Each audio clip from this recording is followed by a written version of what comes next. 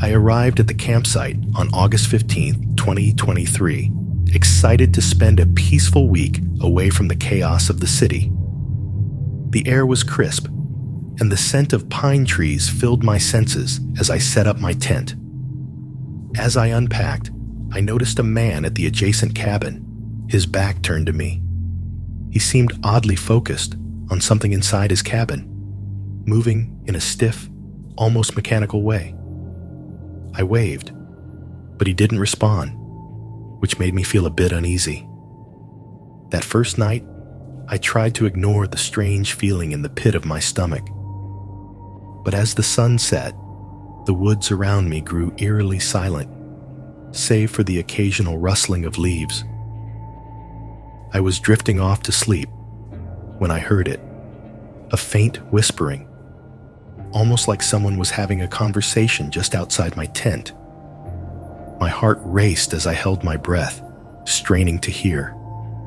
The whispers continued, too low to make out any words, but undeniably close. In the morning, I convinced myself that it was just my imagination, a product of being alone in an unfamiliar place. But when I saw the man again, standing by his cabin door, staring directly at me with those cold, emotionless eyes, the unease returned. He didn't say a word, just turned and walked inside, closing the door behind him. I couldn't shake the feeling that something was off, something more than just a quiet neighbor. Later that day, as I explored the area around our campsites, I couldn't help but glance back at his cabin.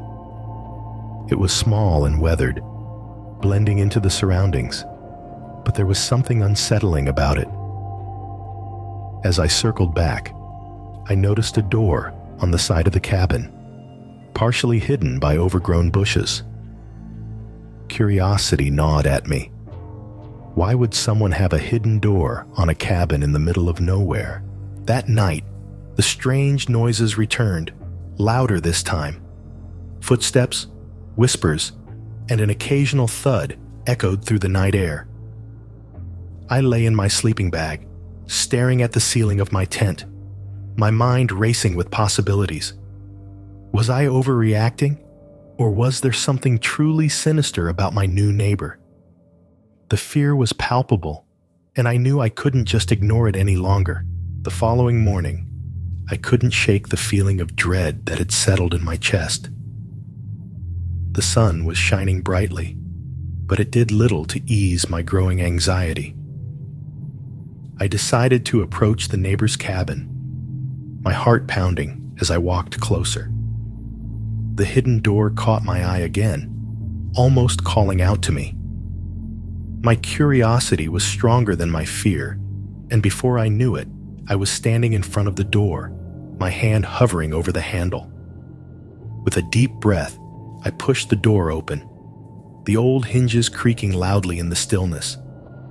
The room beyond was dark, the air inside thick with dust and a strange, musty smell. As my eyes adjusted to the dim light, I saw shelves lined with ancient books, their covers worn and faded. Strange symbols were drawn on the walls, some of them glowing faintly in the shadows.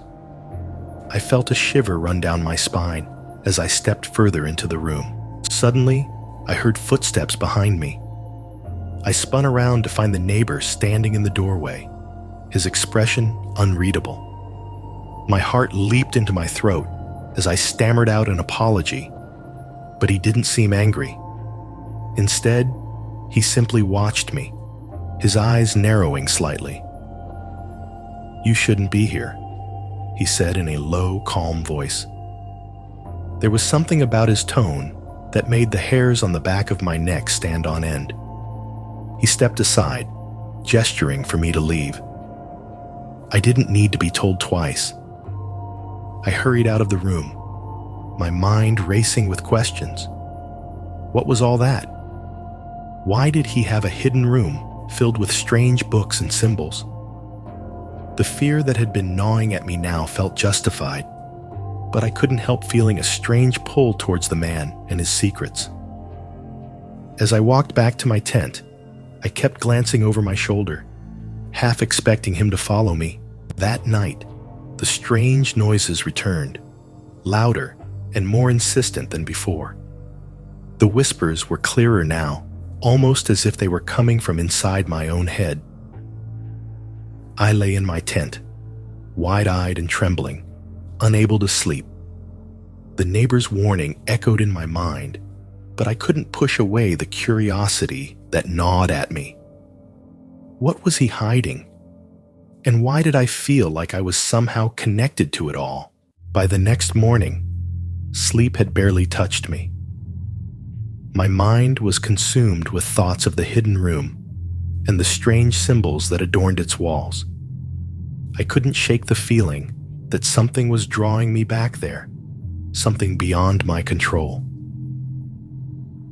Determined to find answers, I decided to confront the neighbor directly. I wasn't sure what I expected, but I knew I couldn't just walk away without understanding what was happening. As I approached the cabin, I noticed the air around me felt heavier, as if the atmosphere itself was thickening with tension. The neighbor stood outside, staring off into the distance.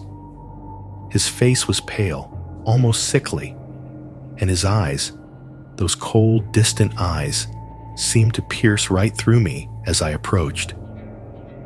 "I need to know what's going on," I said, trying to keep my voice steady despite the fear bubbling up inside me. He didn't respond right away, just kept watching me with that same unsettling gaze. Finally, he spoke, his voice calm, but tinged with something I couldn't quite place. "You've seen too much," he said, almost as if he were talking to himself. "But it's not too late. You can still walk away." His words sent a chill down my spine, but instead of retreating, I felt an odd sense of resolve. I wasn't going to walk away, not now. "Tell me what's going on," I insisted, taking a step closer. The tension between us was almost palpable, a silent battle of wills. The neighbor sighed, his shoulders slumping slightly as if the weight of the world had just settled on them. "There's something here, something ancient," he began, his voice barely above a whisper. "It's drawn to this place, and it's been growing stronger. The room you found, it's the only thing keeping it at bay." His words sent my heart racing, but a strange sense of understanding began to creep in. The fear that had gripped me before was still there, but it was now mingled with something else: duty. I felt a connection to this place, to the struggle the neighbor had described, as if I was meant to be there. "What do you need me to do?" I asked, surprising even myself with the firmness in my voice. The neighbor looked at me for a long moment, his expression softening just a bit. "If we don't perform the ritual tonight, it will break free," he said, his tone grave. "And if that happens, there's no telling what it will do."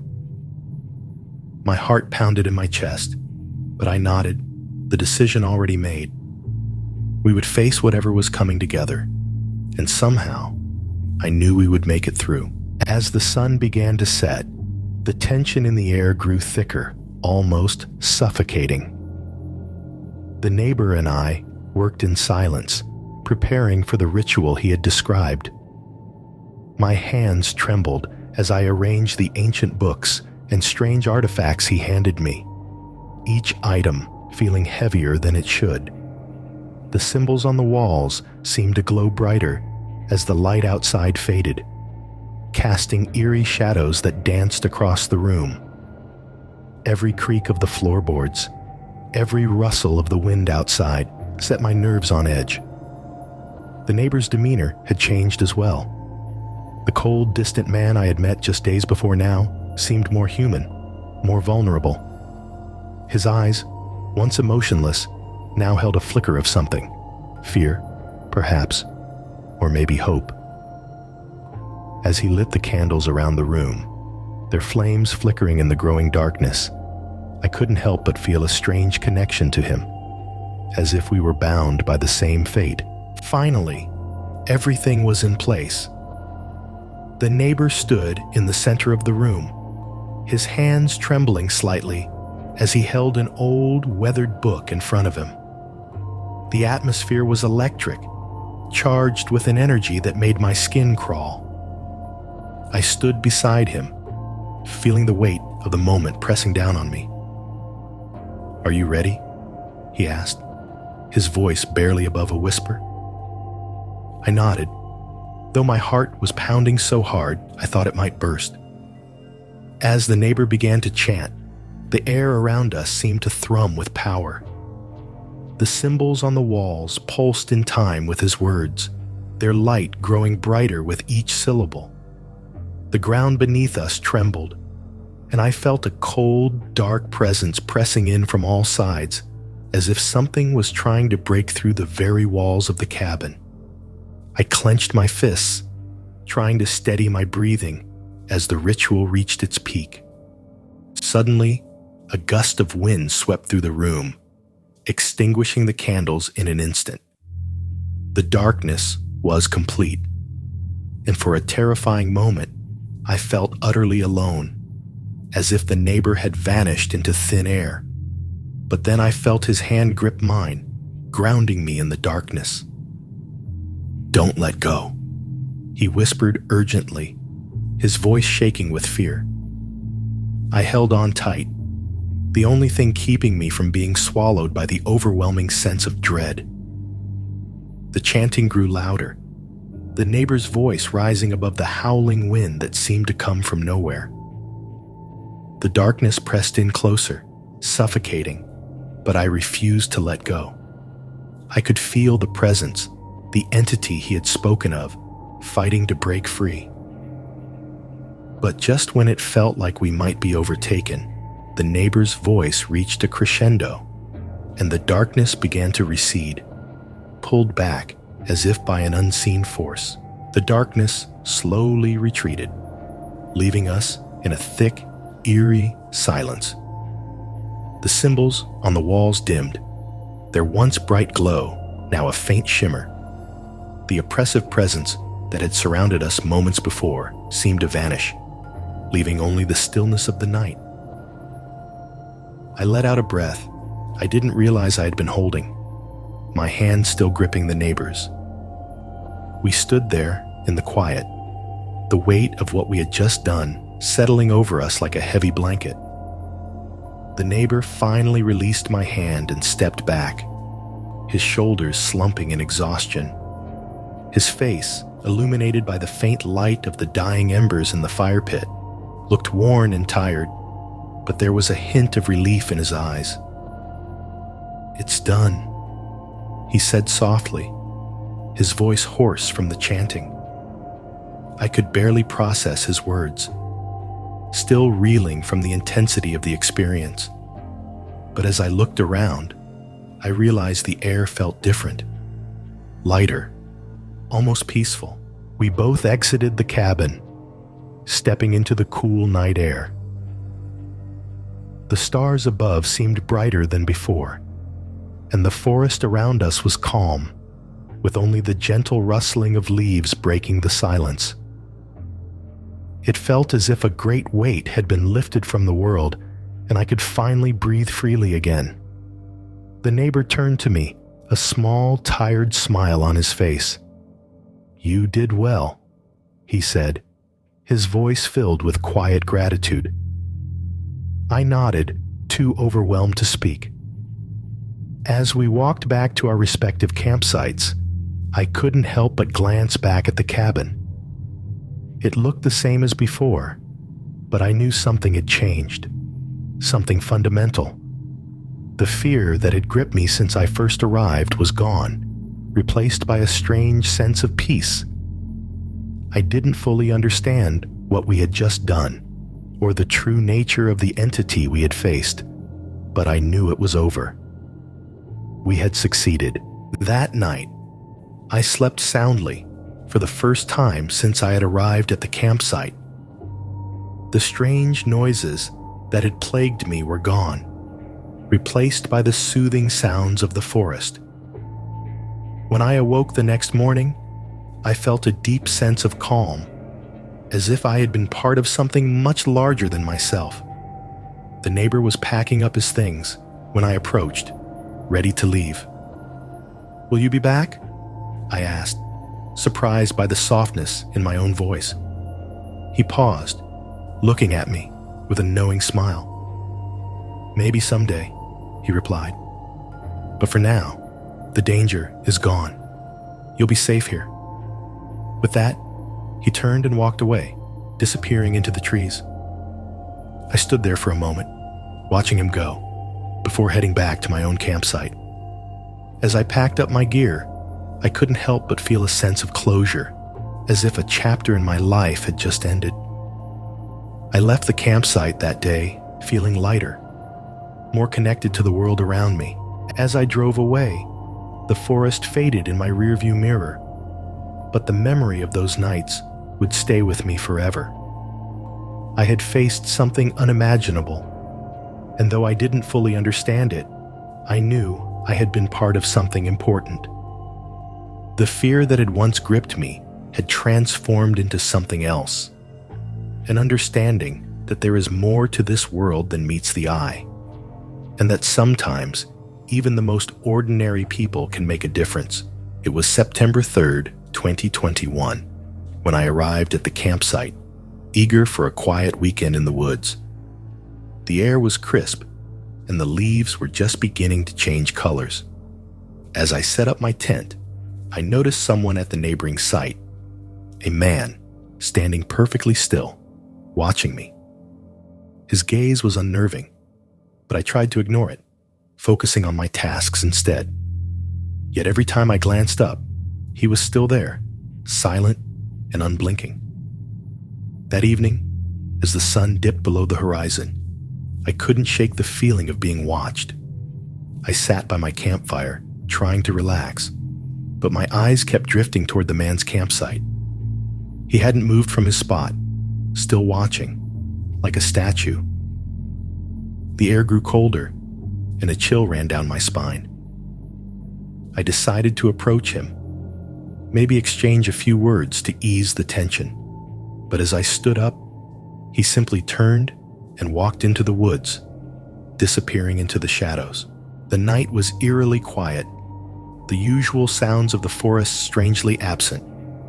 I crawled into my tent, trying to convince myself that I was overreacting, that the man was just another camper. But as I lay there, I heard footsteps circling my tent, slow and deliberate. My heart pounded in my chest, each footfall sending waves of fear through me. I held my breath, waiting for something, anything, to happen. But after what felt like an eternity, the footsteps faded away into the night. The next morning, I emerged from my tent, my nerves on edge. The man's campsite was empty, his tent gone without a trace. It was as if he had never been there. I felt a strange mix of relief and unease as I packed up my things, trying to shake off the lingering fear. But when I returned to my tent to grab my last bag, I found a small, folded note on the ground, marked with strange symbols I didn't recognize.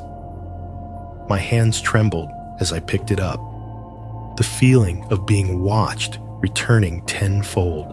The symbols were unlike anything I had seen before, intricate and unsettling. I couldn't decipher their meaning, but I knew they were important, somehow connected to the man who had been watching me. I stuffed the note into my pocket, deciding to leave the campsite as quickly as possible. As I drove away, I couldn't help but glance back at the woods, half expecting to see him standing there, watching. But the forest was empty, leaving me with a sense of dread that clung to me all the way home. Back home, the strange symbols from the note haunted my thoughts. I couldn't stop thinking about them, about the man who'd been watching me. I spent hours online, trying to find anything that resembled the symbols, but my search led to dead ends. The more I looked, the more obsessed I became, the fear slowly creeping back into my daily life. It was as if the symbols had planted a seed of dread in my mind, growing stronger with each passing day. One night, as I sat in front of my computer, I stumbled upon an old, obscure website dedicated to local legends and folklore. My heart skipped a beat as I saw the symbols from the note on the screen, identical to the ones I had found. The site was filled with stories of ancient rituals and mysterious figures known as silent observers, who were said to appear before significant events, watching without interference. The tales were unsettling, and a cold sweat broke out on my forehead as I read through them. The legend described these observers as harbingers, their presence signaling a change, but the nature of that change was never clear. Some stories ended in disaster, others in profound revelations. My mind raced as I tried to connect the dots. Was the man at the campsite one of these observers? And if so, what change had he been watching for? The uncertainty gnawed at me, filling me with a sense of impending doom. Unable to shake the feeling that something terrible was coming, I decided to return to the campsite, hoping to find answers. I packed my things and drove through the night, the road ahead of me illuminated by the cold, unforgiving light of the moon. The closer I got to the campsite, the heavier the air felt, as if the very atmosphere was thick with anticipation. By the time I arrived, the sun was just beginning to rise, casting long shadows across the trees. The site looked the same as before, but there was an unnatural stillness that made my skin crawl. I searched the area where the man had camped, hoping to find some clue, some sign that would explain what was happening. But there was nothing. No trace of his tent, no footprints, nothing except the note I had brought with me.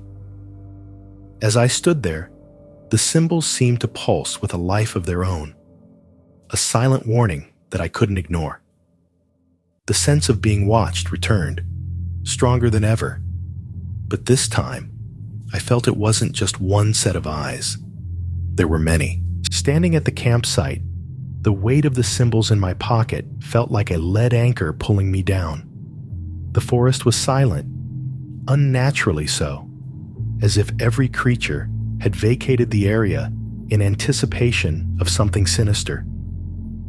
My breath came in shallow, uneven gasps as I strained to hear any sound, any indication that I wasn't alone.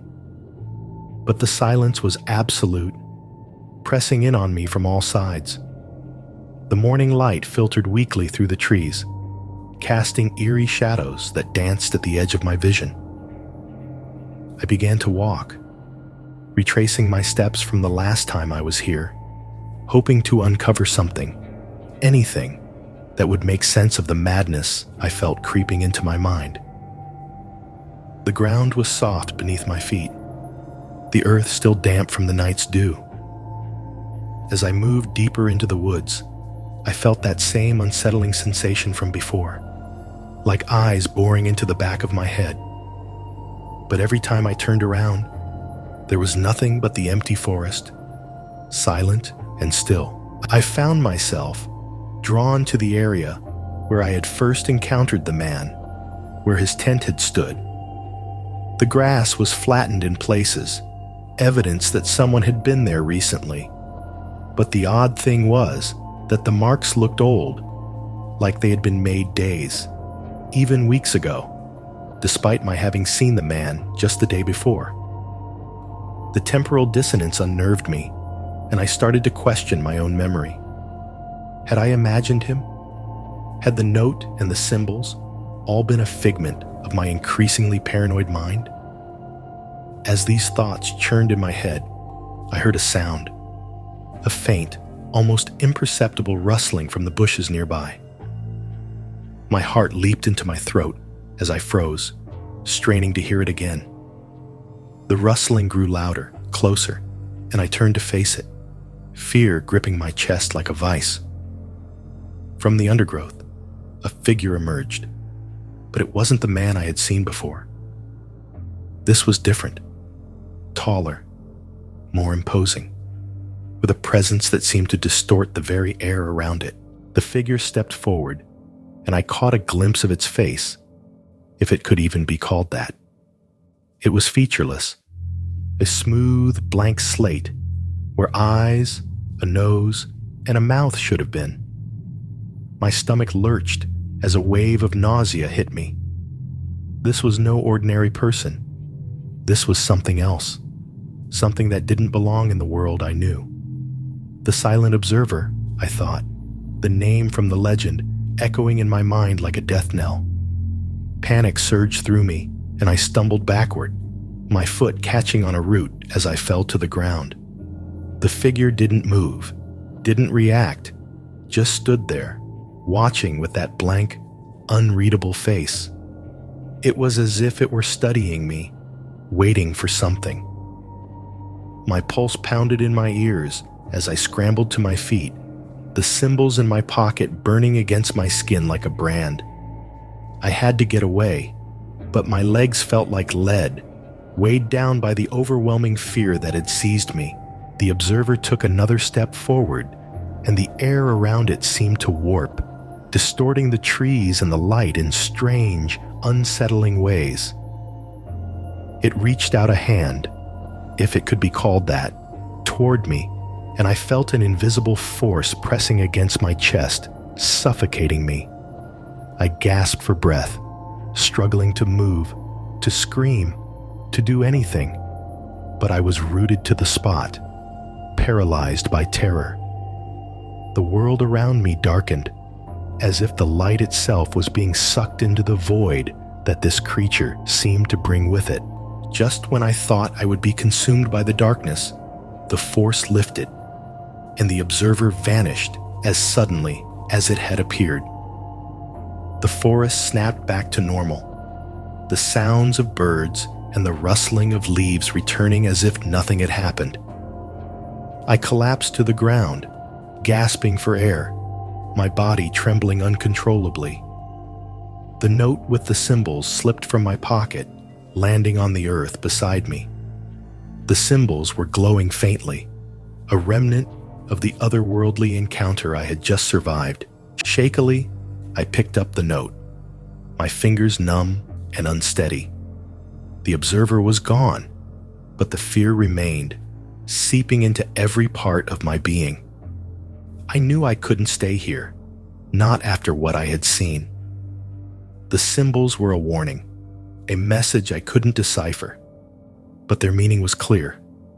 Something terrible was coming, and I had only just begun to scratch the surface of this mystery. I had to leave, but as I stood up to flee, I realized I was no longer sure which way would lead me out. The forest had changed, and I was trapped within its grasp. The forest around me had become a maze, its familiar paths twisted and distorted in ways that defied logic. I walked in circles, my heart pounding with a mix of fear and frustration. Every tree looked the same. Every sound echoed unnervingly through the still air. It was as if the forest itself was conspiring to keep me trapped, its once inviting atmosphere now suffused with an overwhelming sense of dread. I clutched the note with the glowing symbols, feeling their heat pulsing against my palm. As I wandered deeper into the woods, I tried to focus, to recall the way back to the main road, but each step seemed to take me further from where I wanted to go. My breath grew ragged, the anxiety clawing at my chest as I realized I was hopelessly lost. The sun was sinking lower in the sky, casting long, eerie shadows that danced menacingly among the trees. I could feel the observer's presence still lingering in the air, watching, waiting for something I couldn't comprehend. Desperation set in as I stumbled upon a small clearing, its center dominated by an ancient, gnarled tree. The tree looked out of place, its twisted branches reaching out like skeletal arms. The ground beneath it was bare, a stark contrast to the thick underbrush that covered the rest of the forest floor. Something about the tree drew me in, a magnetic pull that I couldn't resist despite the gnawing fear in my gut. I approached it slowly, my eyes fixed on its rough bark, where more of those strange symbols were etched deeply into the wood. I reached out to touch the symbols, my fingers tracing the grooves that felt impossibly warm under my touch.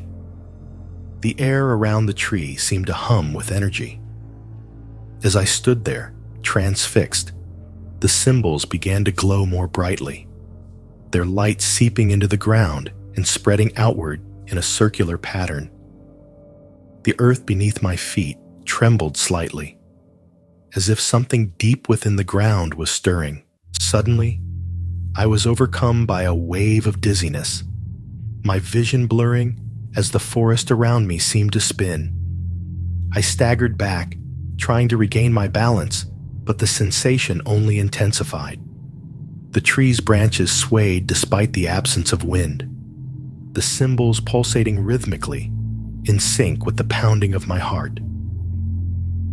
I felt as though I was on the edge of something vast and terrifying that I could neither see nor understand. The dizziness subsided just as quickly as it had come, leaving me disoriented and weak. I dropped to my knees, clutching the note in one hand and the rough bark of the tree in the other. The symbols, now fully illuminated, seemed to burn with an inner fire, their light casting strange, flickering shadows around the clearing. I knew instinctively that this place held the answers I sought, but the cost of those answers might be more than I was willing to pay. As I knelt there, trying to make sense of the chaos around me, I heard it again, the rustling of footsteps, the same deliberate, measured sound that had haunted me the first night at the campsite. I looked up, and there, standing at the edge of the clearing, was the observer. It hadn't left after all. It had been following me, guiding me to this very spot.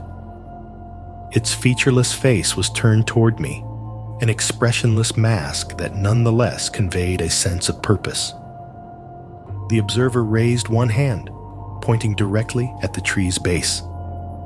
My gaze followed, and I saw, for the first time, a small, hidden compartment carved into the trunk, partially obscured by the roots. I hesitated, the fear in my chest nearly overwhelming, but I knew I had to see what was inside.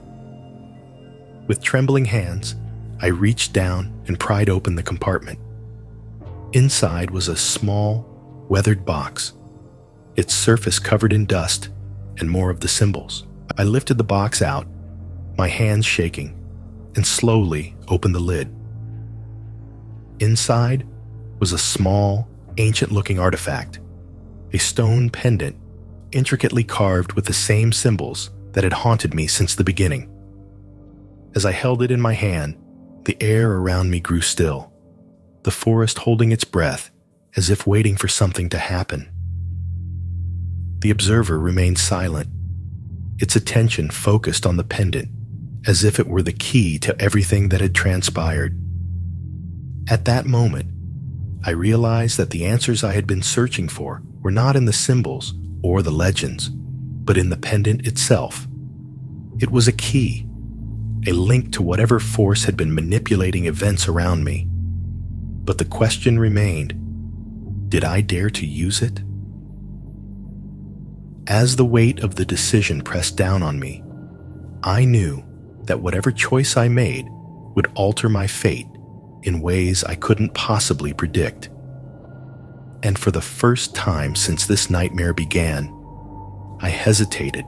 The pendant felt impossibly heavy in my hand, as if it were imbued with the weight of countless years and untold secrets.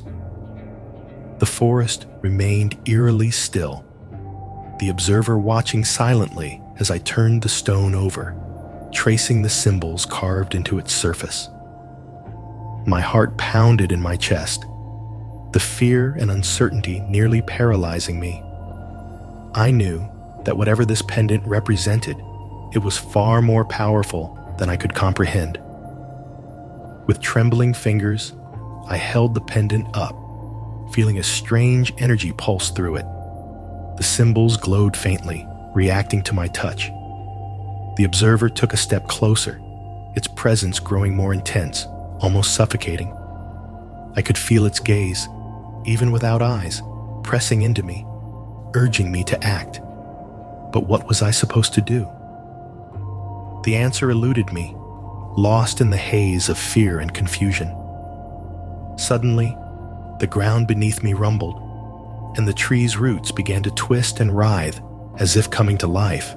The pendant felt impossibly heavy in my hand, as if it were imbued with the weight of countless years and untold secrets. The forest remained eerily still, the observer watching silently as I turned the stone over, tracing the symbols carved into its surface. My heart pounded in my chest, the fear and uncertainty nearly paralyzing me. I knew that whatever this pendant represented, it was far more powerful than I could comprehend. With trembling fingers, I held the pendant up, feeling a strange energy pulse through it. The symbols glowed faintly, reacting to my touch. The observer took a step closer, its presence growing more intense, almost suffocating. I could feel its gaze, even without eyes, pressing into me, urging me to act. But what was I supposed to do? The answer eluded me, lost in the haze of fear and confusion. Suddenly, the ground beneath me rumbled, and the tree's roots began to twist and writhe as if coming to life.